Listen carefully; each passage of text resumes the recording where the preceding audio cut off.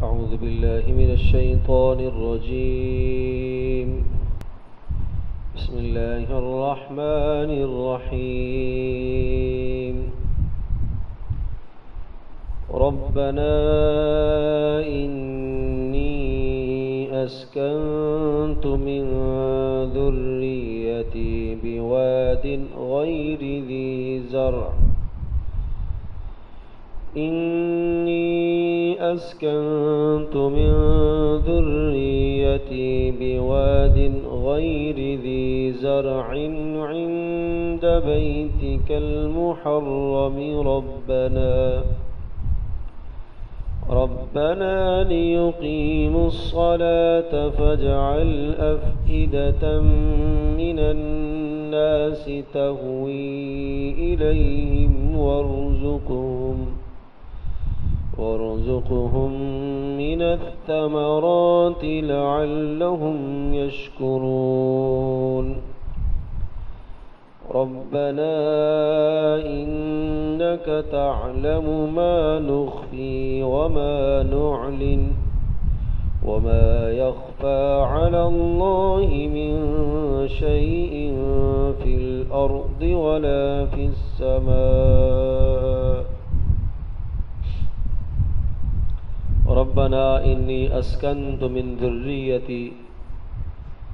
کہا حضرت ابراہیم علیہ السلام نے، اے میرے پروردگار، اے ہمارے پروردگار، بے شک میں نے اپنی اولاد کو ٹھہرایا ہے بواد غیر ذی زرع عند بیتک المحرم، ایسی وادی میں جو سنسان ہے، بے آب و گیاہ، نہ تو پانی ہے نہ وہاں کھیتی ہے. عند بیتک المحرم، اے اللہ تیرے احترام والے گھر کے پاس میں نے ٹھہرایا ہے. ربنا لیقیموا الصلاۃ، اے اللہ، اے ہمارے پروردگار، یہ اس لیے کیا تاکہ وہ لوگ نماز کا اہتمام کریں. فاجعل افئدۃ من الناس تہوی الیہم، لہذا اے اللہ آپ لوگوں کے دلوں کو ان کی طرف مائل فرما دیجئے. وارزقہم من الثمرات، اور انہیں آپ عطا کیجئے پھلوں میں سے. لعلہم یشکرون، تاکہ وہ شکر ادا کرے. ربنا انک تعلم ما نخفی وما نعلن، اے ہمارے پروردگار، بے شک تو جانتا ہے جو ہم پوشیدہ کرتے ہیں اور جو ہم ظاہر کرتے ہیں. وما یخفی علی اللہ من شیء فی الارض ولا فی السماء، اور اللہ تبارک تعالیٰ پر کوئی بھی شے مخفی نہیں ہے، نہ آسمانوں میں اور نہ زمین میں. حضرت ابراہیم علیہ السلام کی دعاؤں کا بیان چل رہا تھا. حضرت ابراہیم علیہ السلام نے جب اپنی زوجہ محترمہ حضرت ہاجرہ اور بچے حضرت اسماعیل علیہ السلام کو بیت اللہ کے پاس ٹھہرایا، تو اس وقت ابراہیم علیہ السلام نے جو دعائیں مانگی تھیں ان دعاؤں کا بیان ہے. ایک دعا تو یہ مانگی تھی جس کا تفصیلی بیان پیچھے آ چکا کہ اے میرے پروردگار، اس گھر کو، اس جگہ کو امن والا بنا اور مجھے اور میری اولادوں کو بتوں کی پوجا سے محفوظ فرما. اور اسی طرح سے دوسری دعا یہ ہے کہ اے میرے پروردگار، میں نے اپنی اولاد کو ایسی جگہ پر ٹھہرایا ہے جہاں کھانے پینے کا کوئی سامان نہیں ہے، رہائش کا کوئی سامان نہیں ہے، زندگی کے گزارنے کا کوئی سامان نہیں ہے. اے اللہ، محض تیرے گھر کی وجہ سے میں نے ایسا کیا. عند بیتک المحرم، تیرا احترام والا گھر ہے، اس لیے میں نے اتنی بڑی قربانی دی ہے. اے اللہ، جب یہ قربانی ہم نے دی، ربنا لیقیموا الصلاۃ، اے اللہ اس قربانی کا خاص طور پر مقصد یہ تھا تاکہ نماز قائم کرنے والے بن جائیں. کون؟ میری اولاد، یعنی حضرت اسماعیل اور اسی طرح سے زوجہ حضرت ہاجرہ اور ان کی آگے اولادیں اور نسلیں. اے اللہ تاکہ نماز کو قائم کرنے والے بن جائیں، خود بھی نمازوں کا اہتمام کریں اور دوسروں کو بھی نمازیں قائم کروائیں. تو حضرت ابراہیم علیہ السلام کہ وہاں ٹھہرانے کا مقصد بیت اللہ کے ارد گرد کی آبادی کی دینی فکر ہے. اور دینی سوچ ہے کہ وہاں کے رہنے والوں کی سوچوں کو بدلا جائے اور ان کے اعمال کو بدلا جائے اور شرک اور کفر سے ان کو نجات ملے اور پھر وہ اللہ تبارک تعالیٰ کی بندگی پر آ جائیں۔ تو اس لیے ارشاد فرمایا لیقیم الصلاۃ، اے اللہ یہ اس لیے کیا ہے تاکہ میری اولادیں یہاں رہ کر نماز کو قائم کریں۔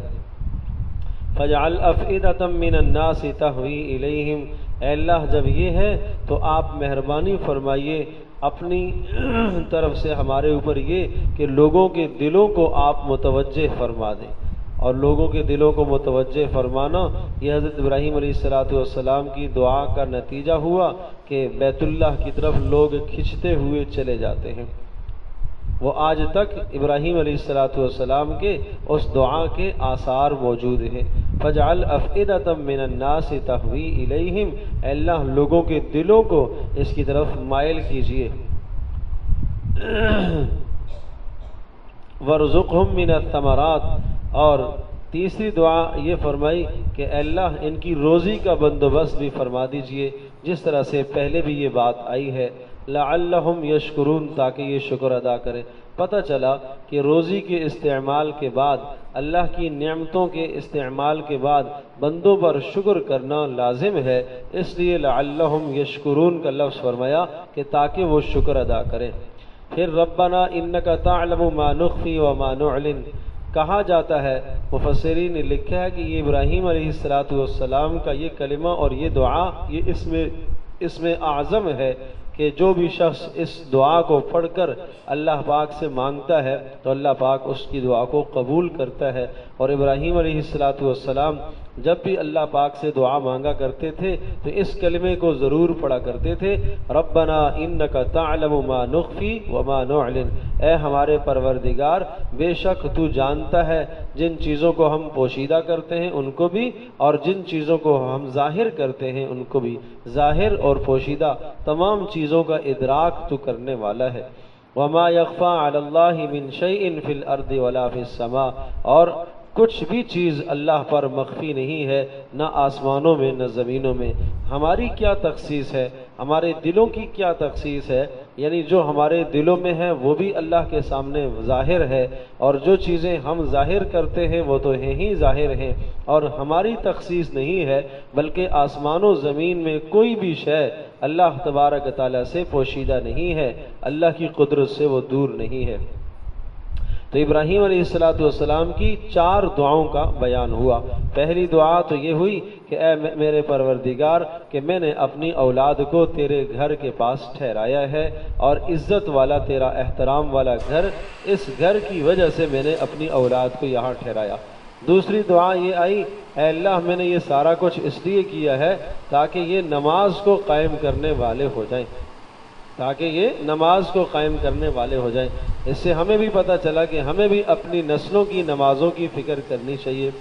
اور تیسری دعا پھر یہ ارشاد فرمائی کہ اے میرے پروردگار آپ لوگوں کے دلوں کو ان کی طرف مائل فرما دیجئے تاکہ لوگ ان کی طرف راغب ہوں۔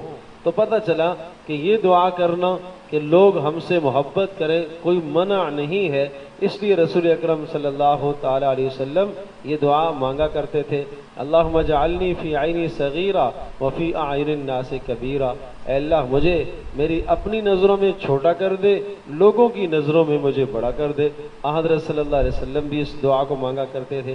اسی طرح سے اللہم انی اسألک حبک، اے اللہ میں آپ سے آپ کی محبت کا سوال کرتا ہوں، اور اس شخص کی محبت کا سوال کرتا ہوں جو مجھے تیرے قریب کرے، اور اس عمل کا آپ سے سوال کرتا ہوں جو عمل آپ کی محبت کا ذریعہ بنے۔